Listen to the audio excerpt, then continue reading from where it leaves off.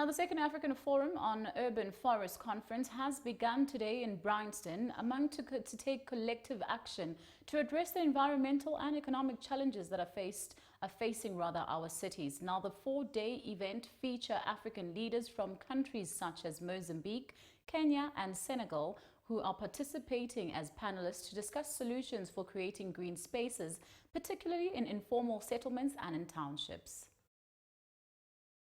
Abaholi abavela emazweni angomakhelwane neNingizimu Afrika bahlanganyele eBryanston njengoba kuqala ikonfa yesibili ezinsuku ezine ye-African Forum on Urban Forest.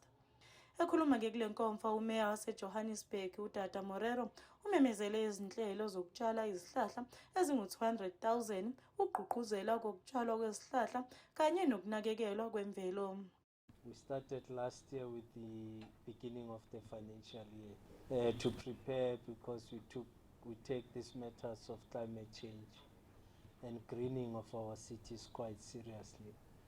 And part of the work that we want to do, we're also looking at the townships as one of the key areas in which we want to invest in bringing trees to Soweto, Ivory Park, Orange Farm, Alexander and so on.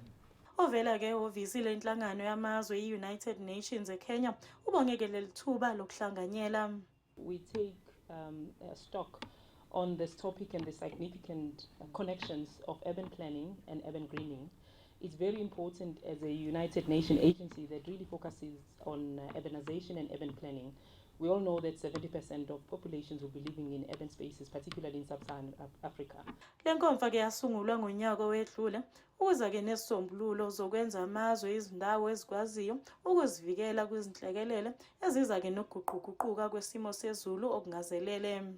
Ezindabeni zeSoweto TV, ngikuNokulunga Mthembu ngiseBryanston.